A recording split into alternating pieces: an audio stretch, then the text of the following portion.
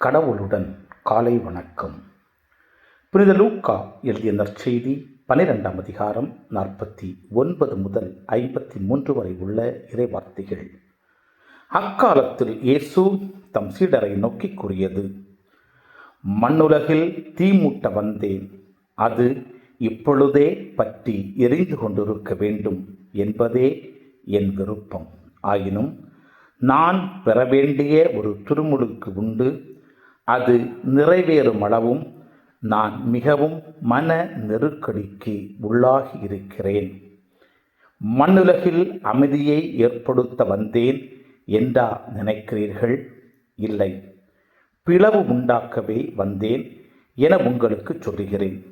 இது முதல் ஒரு வீட்டுள்ள ஐவருள் இருவருக்கு எதிராக மூவரும், மூவருக்கு எதிராக இருவரும் பிரிந்திருப்பர்.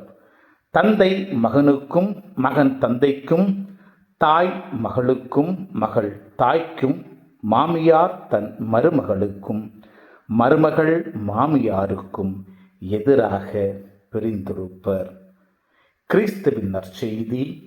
இந்த நாள் இனிய நாளாக அமைய வாழ்த்துக்கள். பல பல பல புதுமைகள், பெருமைகள், இனிமைகள் இறங்கிய நல்ல நாள், ஒரு நல்ல நாள், நம் தேவன் தந்த நாள். இது நல்ல நாள், ஒரு நல்ல நாள், நம் தேவன் தந்த நாள்.